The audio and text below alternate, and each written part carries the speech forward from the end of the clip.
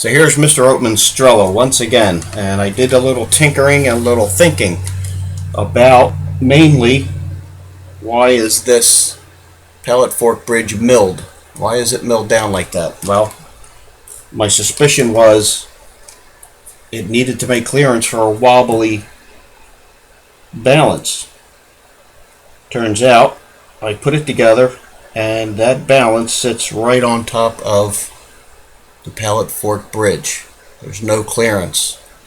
So I quickly took it back apart and I put a little oil on the jewels for the pellet fork and the balance down here on the movement side. Everything just came out of the cleaner, the ultrasonic cleaner. And we're going to put the old hand milled pellet fork bridge back in place. It was purposely machined thinner as a method of making clearance for a wobbly balance. Whoever had this before put a lot of time and effort into it, repairing that balance. You can see the top of that screw is even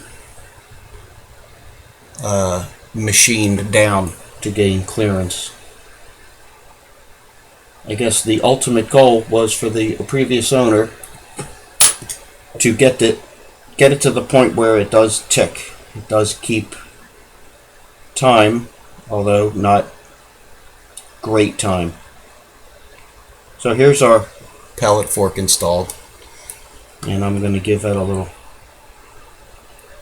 tug. I'm going to check it under a loop. Looks good.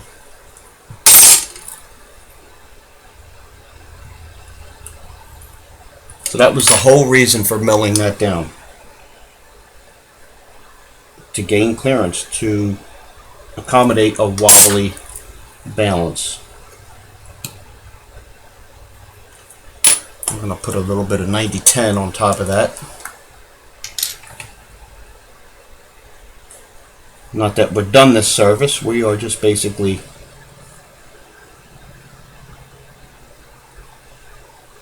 checking to see how is this going to perform with parts clean.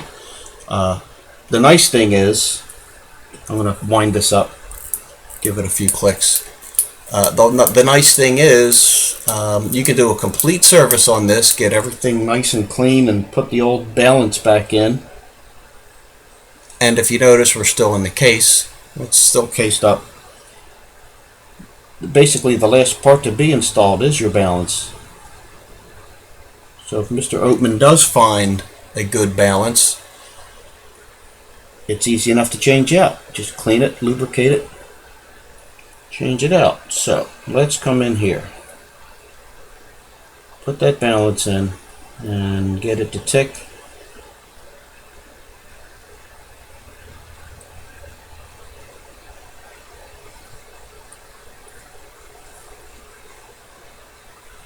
So there's a good sign. It is ticking. Not great, but we knew that. This may have been just an exercise in changing the balance.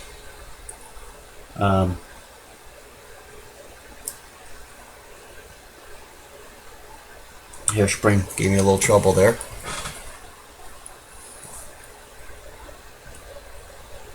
I didn't expect it to perform much better.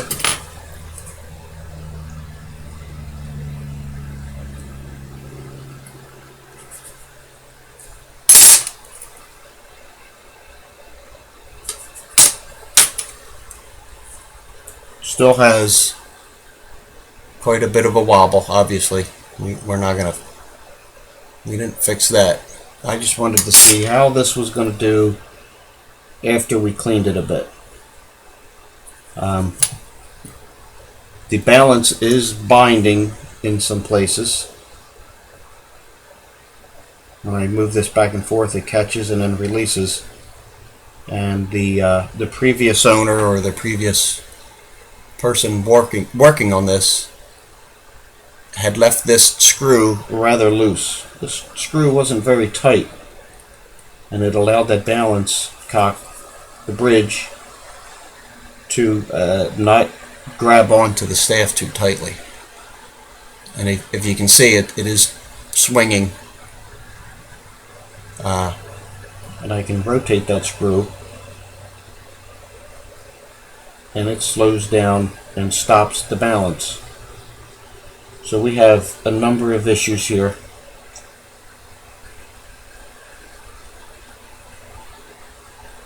That screw was very loose when I took this apart. I didn't take note of it until now, when I noticed, if I just tighten that the slightest bit, it stops that balance.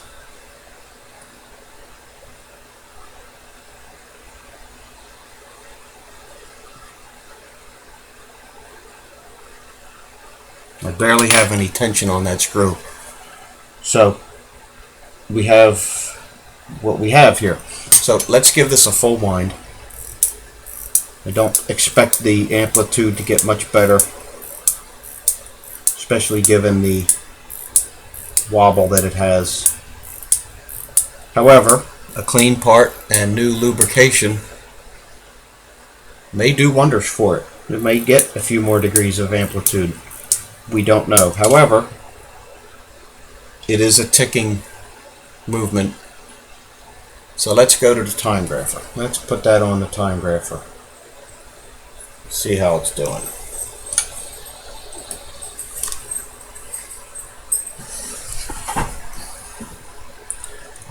Okay.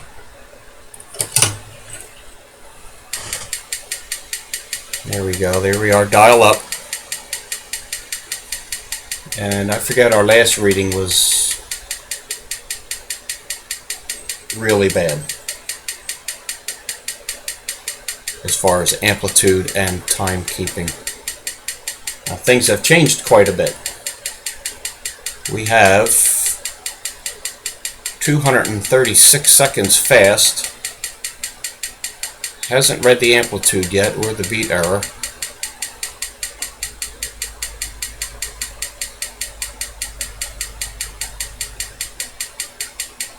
We obviously did some changes to it. Not good changes. This may be really low amplitude. There you go, 171. The amplitude is so low, it's taking a time to read it. So 171. I think our last reading was 158. So we gained a little bit of amplitude, and it won't even read the beat error for some reason. Don't know. Let's turn that over. See if it does anything different. Dial down. Maybe it will, maybe it won't. But you can see that wobble. It has a really good wobble. Interestingly enough, when I look at the reading, 20 seconds fast, 46 seconds fast, 5.5 milliseconds of beat error. It actually improved slightly dialed down. There's our beat error, 5.6, 184 degrees, slightly better, not great. Look at that, 128 seconds fast. So we have some issues here. Before we continue, I'll get a hold of Mr. Oatman to see how he wants to proceed. But something interesting, if anybody's interested, stay tuned. We'll be doing more.